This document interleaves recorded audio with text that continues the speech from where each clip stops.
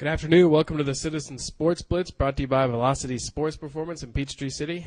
I'm sports editor Mike Boylan. With me is sports staff writer Kevin Wandra. Good afternoon. Our Friday football preview. We got some big games, final week of the regular season. Let's start with the best one. First off, Fayette County at Starrs Mill. The Tigers have never beaten Starrs Mill. Starrs Mill's undefeated at home this season, but it has been a disappointing season for the Panthers. They're 5-4, 4-3 in the region. Fayette's undefeated, 9-0 overall, 7-0 in the region. They've already locked up the region title, but I think they still have something to play for tonight, Kevin. Do you agree? Yes, definitely. You mentioned Starrs Mill's undefeated at home.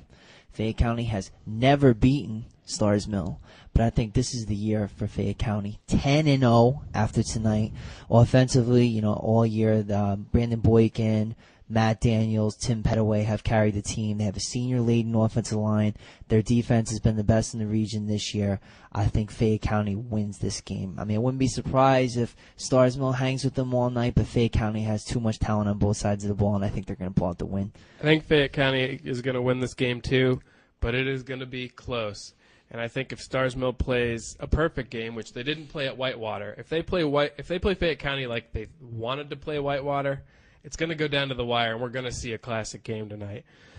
Starrs Mill does have a good defense. Their offense has been good in spurts, and I think they're going to really relish the role of playing spoiler tonight. Right. Miles J is coming off a big game last week. I think he had 3 touchdown passes against Northgate, but Northgate cannot compare to Fayette County, especially defensively, so it could be a tough night for him. But if he has a big game, Starrs Mill could pull off the upset, but again, I think Fayette County has too much talent on both sides of the ball to lose this game. I agree. I think they have been taking it a step. Every game has been one step, and I think they're going to keep that focus. So, plus, they want to build momentum going into the state playoffs, absolutely. too. It's not going to be easy. So, next game, Landmark Christian versus Our Lady of Mercy. Early on, this looked like we were going to see this awesome offensive shootout tonight. The Mercy Bobcats have lost Christian Willis. They've kind of suffered a little bit the past couple of weeks, struggled.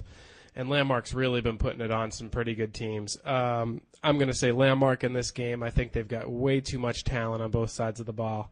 But I think Mercy is going to put together their best game they've ever had against Landmark. They're building on next year from this game. So Landmark for this one, but Mercy puts up a good fight. I think Landmark wins as well. Losing Christian Willis has really hurt the Mercy team a lot. Very explosive playmaker for them. I think Landmark running back Walter Leonard and quarterback Tanner Bryan are probably drooling right now because Mercy's defense has been pretty weak all year. Their offense has been outstanding, but I think those two kids just cannot wait to take on that Mercy defense tonight. So. Well, and Walter Leonard the past couple of weeks has been putting up like 4 touchdowns a game and 300 yards rushing. He will easily get that tonight. Yes.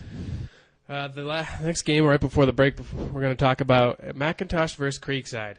Now, there's going to be a lot of Starrs Mill fans that are really pulling for McIntosh tonight because if McIntosh can somehow upset the Seminoles, Starrs Mill is going to the playoffs if they win. Right? If they beat Fayette County. Yes. So there's a lot that still has to happen, but Starrs Mill may not cheer for McIntosh very much. They will tonight. It's going to be a tough game for McIntosh. They closing with Creekside. Creekside's a little down from where they've been in the past, but they're 6-3 overall, 4-3 in the region. They just lost to Banneker last week. I'm going to have to go Creekside in this game. While the offense for Creekside hasn't been top-notch this year, I think they are going to have enough to put them over the top. I think Creekside definitely wins this game tonight. Creekside has won its last 3 against McIntosh. It scored at least 41 points in 2 of those wins and allowed only 21 total points in those 3 wins.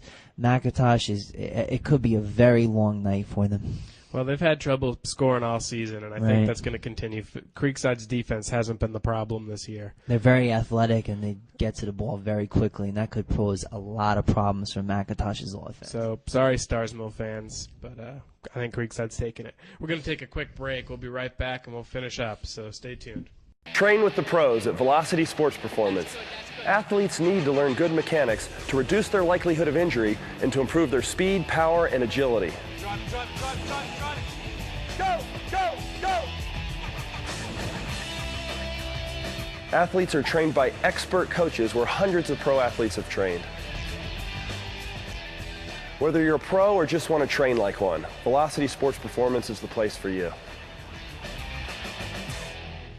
Welcome back to the Citizen Sports Blitz, brought to you by Velocity Sports Performance in Peachtree City. Next game to talk about is Whitewater versus Northgate. Whitewater's had a week off. Northgate's had a terrible season. This shouldn't be a contest. This will be a nice tune-up, and I bet they will rest a lot of their players because Whitewater's easily going to win this game. I agree. These are two teams heading in completely opposite directions. Whitewater is on, a 6-game winning streak, I think, now, or it will be 6 games after tonight. No, actually, it hasn't won its last 6 games. Northgate got creamed by Stars Mill last week, 37-0. Whitewater has a better team than Stars Mill this year. This could get ugly fast. I expect one of my high school fantasy football players, Thomas Frierson, to break out tonight. I think he's going to have a monster game for them. And Whitewater's defense, I can't imagine Northgate. They have the lowest scoring offense in the region. I can't imagine them moving the ball too well against Whitewater's very tough defense. No, and this will be a good week for Whitewater to try to get some things going again. I know they might have struggled a little bit last week with the passing game. I think they're going to try that out this week. Get ready for the playoffs. And that Whitewater defense, we've said it all year long. They are just super. Ryan Hidalgo, Zach Mann, Chris Asbury, Thomas Richard. There's just a lot of names that'll come at you and hit you hard and stop you from going anywhere. So Whitewater takes this one and hosts a game next week. This next game is real interesting. Sandy Creek hosts Cedartown. They're both 5-4 overall. They're both 4-2 in the region. And all sorts of crazy things can happen with a win for Sandy Creek and losses by other teams. Sandy Creek beats Cass last week, and they're one of those teams this year that's kind of like Stars Mill. They win one week, they struggle the next. Right. I think they're going to put together a win tonight. I think they've got too much talent on both offense and defense. Their running game with Rajon Neal and Josh Williams. And Braxton Lane, who has had some monster games this year, should have another big one. I'm going to go Sandy Creek. I'm definitely going with Sandy Creek in this one. I think they have just, we mentioned Braxton Lane, like one of the ultimate playmakers in the area. Rio Johnson, if he has time to find Braxton Lane, this could be a long night for Cedartown. You mentioned the running backs, Rajon Neal and Josh Williams. And also, Sandy Creek is playing for playoff positioning right now. If they win tonight, they seal third place in a trip to the state playoffs, and they want to get to the state playoffs. Absolutely, so. And we mentioned some of those funky things that could happen. If they win tonight and some of those teams that are kind of ahead of them lose, especially Carrollton, they get first place if Carrollton loses. So Coach Walker has to be saying, just take care of your business tonight and worry about where the chips fall afterwards. It doesn't matter. You win, you're going to the playoffs, but a win and some luck, you might be hosting a game next week. Well, that's huge. Here's another thing about the game, too. Creek has a higher scoring offense, and they're yielding less points per game. And we didn't bring up their defense. Matt Solomon and Zach Hilton are two of the best linebackers in the area, so I think Creek pulls this out. It could be a very close game, but I feel good about this. I think Creek's going to win. 6 AAA we've seen all year has just been back and forth and up and down, and everybody's competitive. So anything can happen tonight, and I think maybe Sandy Creek's learned that lesson, too, that you don't take anybody for granted and you go and play 4 quarters. You play 4 quarters tonight, you win your game, you're in the playoffs next week. Here's another advantage for Sandy Creek, too. They're playing at the Battlefield, the home field advantage, final regular season game. Sandy Creek wins. Yeah, that crowd will be pumped. Okay, well, that takes us to the end of the Friday edition. We want to make sure everybody tells all their friends that they need to watch the Sports Blitz. We know some of you are out there watching. You see us on the street. Make sure that people know about it and watch all of our shows. You can go back and watch the very first one back in September, I guess it was, way back long ago. Yes. And we'll be back tomorrow with updates on what happened tonight. And then next week we'll have some more. We'll be talking cross-country and wrapping up the whole fall season. We're almost at winter. We're almost at basketball. I just can't believe football season's almost over. I want to cry, man. I do. Well, there's going to be a long playoff road for us. Yes, so true. Don't worry. True. And one thing I want to mention, you may have seen the Joe Montana autographed jersey we've had in our set since September.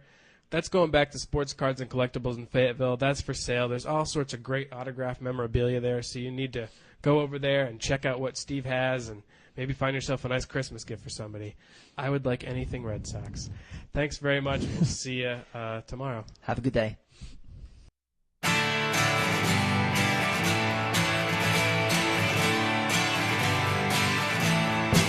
Hey, Candace, Minnesota, would have loved to be good.